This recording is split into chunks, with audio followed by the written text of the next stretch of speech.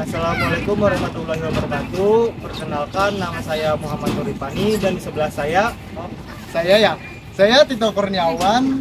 di sini kami berdua ingin memenuhi salah satu tugas mata kuliah pengantar bisnis. Langsung saja kita mulai videonya. Kok bisa ya sekelas BUMN Bank BRI kena kasus? Tapi sebelum itu kita jelaskan dulu apa itu BUMN.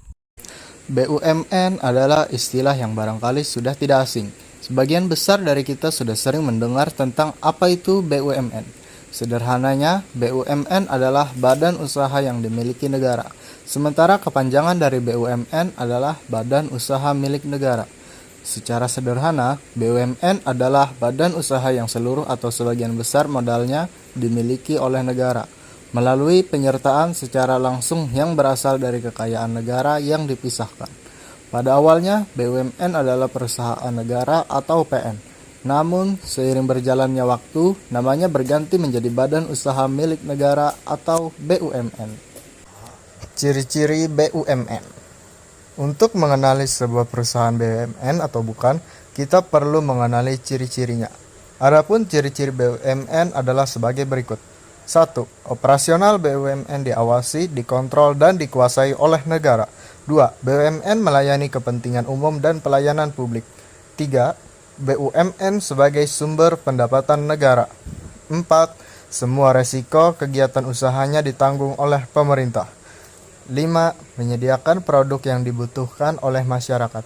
Dan yang keenam, saham BUMN bisa dimiliki oleh masyarakat luas, namun tidak melebihi 50%. Selanjutnya ada tujuan BUMN. Tujuan BUMN itu sendiri tertuang dalam Undang-Undang Republik Indonesia Nomor 19 Tahun 2003 mengenai Badan Usaha Milik Negara. Tujuan BUMN dijelaskan dalam pasal 2 yang berisi 1. Untuk mengejar keuntungan. 2. Untuk memberikan sumbangan bagi perkembangan perekonomian nasional pada umumnya dan penerimaan negara pada khususnya. 3. Menyelenggarakan kemanfaatan umum berupa penyedia barang atau jasa yang memiliki mutu tinggi dan memadai bagi pemenuhan hajat hidup orang banyak. 4. Menjadi perintis kegiatan-kegiatan usaha yang belum dapat dilaksanakan oleh sektor swasta dan koperasi. 5. Turut aktif memberikan bimbingan dan bantuan kepada pengusaha golongan ekonomi lemah, koperasi, dan masyarakat. Nah, selanjutnya kita akan menjelaskan kebingungan yang ada di awal tadi pada kasus salah satu BUMN yaitu Bank BRI. Di sini kami akan menjelaskan kasus penggelapan dana.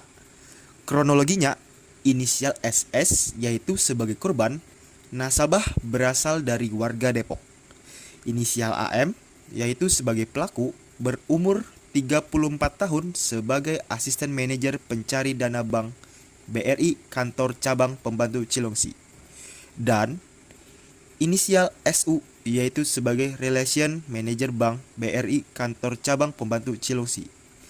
SU ini mengungkapkan keanehan saat melakukan pemeriksaan simpanan milik nasabah.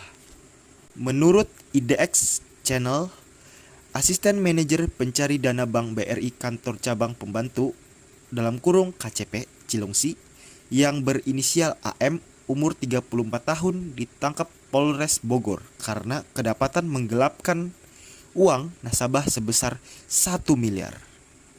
Kapolres Bogor AKBP Harun menjelaskan, kasus penggelapan dana nasabah milik SS warga Depok ini terungkap saat SU selaku Relation Manager Bank BRI KCP Cilengsi melakukan pemeriksaan simpanan nasabah di sistem Bank BRI. Dari pemeriksaan didapati rekening atas nama nasabah berinisial SS berkurang secara drastis, yang mulanya memiliki tabungan sebesar 1 miliar dan tersisa hanya 1,5 juta, ungkapnya pada Selasa 20 April 2021.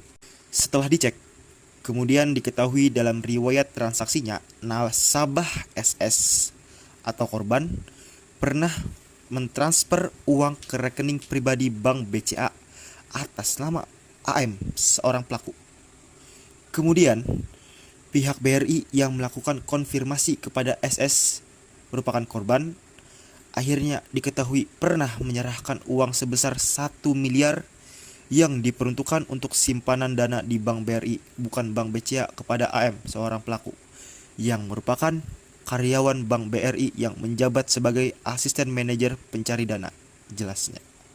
Kemudian Polres Bogor yang melakukan penyelidikan dan penyidikan atas laporan kasus penggelapan uang nasabah BRI KCP Cilengsi tersebut.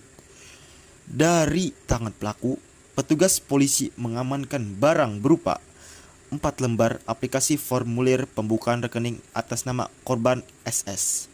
Kemudian 1 lembar pembukaan perubahan rekening. Kemudian 1 lembar slip penyetoran uang tunai. Kemudian 1 lembar buku tabungan Bank BRI atas nama SS. Kemudian 1 bandel rekening koran dan 1 lembar berita acara penyerahan buku tabungan. Kemudian mengamankan sebuah skep jabatan tersangka AM, 1 lembar surat pernyataan, sebuah buku tabungan tahapan Bank BCA atas nama tersangka AM. Kemudian 1 lembar kartu ATM paspor platinum debit BCA dan 1 unit handphone merek Xiaomi warna hitam. Dalam melakukan aksinya, tersangka AM ini bermodus menawarkan program fiktif simpanan dana Gebiar Britama kepada korban SS sebesar 1 miliar rupiah dan diimingi dengan pemberian hadiah sebesar 40 juta rupiah, kata pelaku AM. Selanjutnya, korban SS yang berminat dengan program fiktif tersebut dibuatkan rekening baru di Bank BRI KCP Cilengsi yang kemudian diserahkan kepada korban SS. Namun, tersangka AM meminta kembali buku tabungan dan ATM korban berinisial SS dengan alasan untuk dilakukan pencarian hadiah. Namun kenyataannya tersangka AM melakukan pengambilan uang milik korban, paparnya. Di hadapan para petugas, tersangka AM menggelapkan uang nasabah tersebut untuk kepentingan pribadi. Di antaranya bermain judi online serta ikut dalam jual beli saham atau forex di salah satu aplikasi. Atas kejadian penggelapan dana nasabah tersebut pun pihak Bank BRI mengganti uang nasabah SS. Sementara itu, untuk mempertanggungjawabkan atas perbuatan tersangka pun akan dijerat dengan pasal 374 KUHP tentang penggelapan dalam jabatan dengan ancaman hukuman 5 tahun penjara, tegasnya. Sekian video dari kami. Wassalamualaikum warahmatullahi wabarakatuh.